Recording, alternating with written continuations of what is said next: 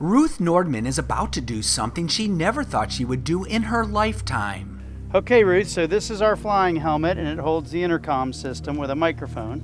But when Ruth heard about this 1940 WWII Open Cockpit Biplane, so when you get in an airplane like this, it's just a wonderful throwback to the way it was. she just could not resist. After all, today is her birthday. She's 92. Friends and family support her high-flying wishes. Well, she's 92 and she really doesn't need anything. So we wanted to have a different experience for her birthday, so we said, let's go fly in a biplane. This isn't like going up in a Cessna. It's not like going up in an airliner, so it really is unique.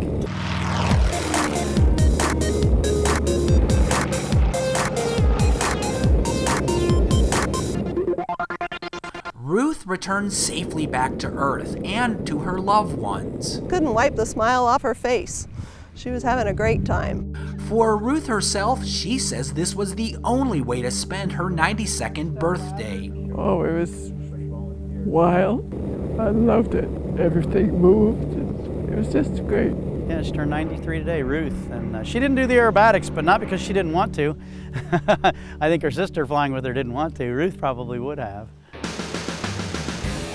But this classic plane is not just for retirees. It attracts all ages, and for a good reason. We've had passengers from ages 10 all the way up to 100 go up and do aerobatics with us.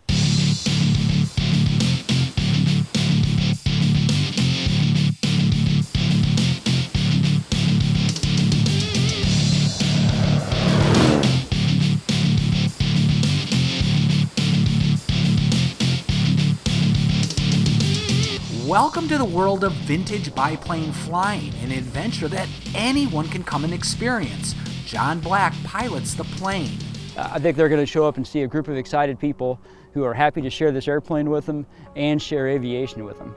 What John shares with guests is years of flying time. He's an aerobatic pilot, taking people, often who know nothing about flying, for a once-in-a-lifetime ride, soaring in a classic plane once used to train pilots. There were only about 600 WACOs made, and again, thousands of Stearmans. Of the 600 WACO UPF-7s, there's approximately 80 to 87 of them flying, and we're fortunate enough to have 2 of them. Here's how it works. Riders sign up for a flight, and then they are ready to soar. It's that simple. Riders can choose to do some stunts or simply go for a sightseeing tour.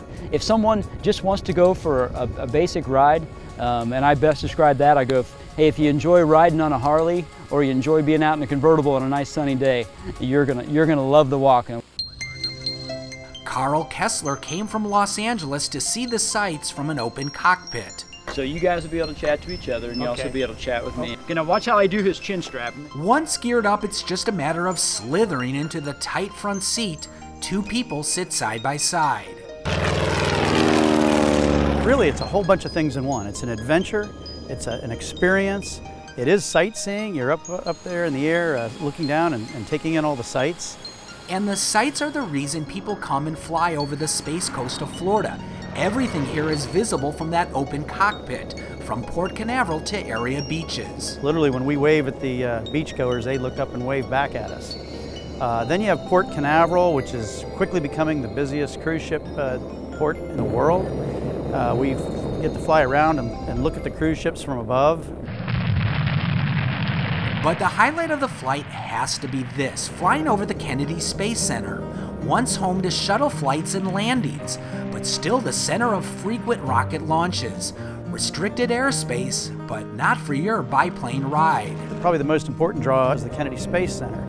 And now that the shuttle program has ended, we actually have permission from NASA to go up into the NASA airspace. And some of our longer tours, we take passengers for a tour right down the Space Shuttle runway. We can do a low pass down the shuttle runway.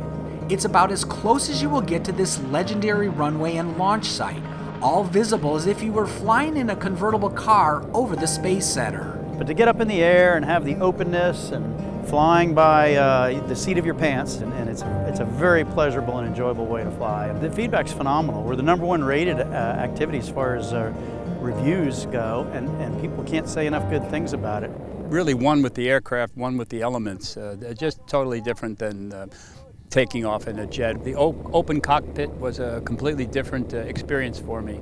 As I hang around the airstrip for the day, John convinces me to go for a ride. He even suggests we do some stunts. If you're willing to be a little more adventurous, we're going to go out and kind of take a step back into the barnstormers days, and we'll take you out and we'll do a loop and roll, or maybe a wing over or so in the airplane. I'm excited about the flight, just not sure about those stunts. This is so cool. This is unbelievable. We may do some stunts, depends how you feel out there, and you can decide it once you're up there, so we'll see. Come on. I slide into that front seat. As you can see, it's a tight squeeze. The plane just feels vintage. I love it. It's time to fly. It's amazing that I'm soaring in a 1940s plane. It's also incredible that there is no roof. The views are wonderful. As soon as you get airborne, you're going to see all of the ecosystem of Central Florida. There's marshes, there's swamp areas, of course lots of citrus farms, cattle, ranching. So it's a beautiful countryside to look at. But I did not come up here just for the scenery. I want to experience stunts. I let John know I'm ready. He warms up with a wing over. We're just going to take the airplane, we're going to pull the nose up, start bleeding some speed off, turn the airplane up on its side, and we're just going to kind of help guide it so it just continues the turn and starts descending the other way. That was great, but I want to go upside down. John sets up for a roll. We're going to pull the nose up.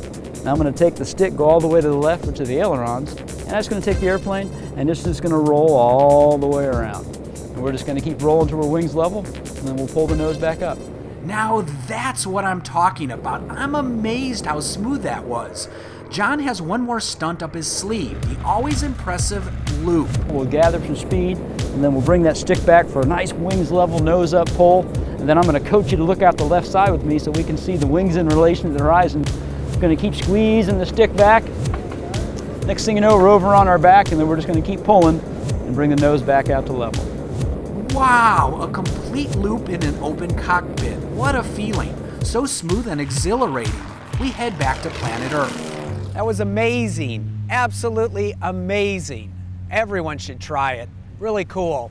Thumbs up to a once-in-a-lifetime experience, flying over the beautiful coast, over cruise ships, beaches, and over normally restricted airspace at the Kennedy Space Center, along with experiencing those loops, rolls, and wingovers. Oh, what a feeling. Flying upside down really is an amazing feeling. Florida Air Tours is located in Cocoa Beach, Florida. It's a must for anyone that loves to fly, especially in a vintage airplane.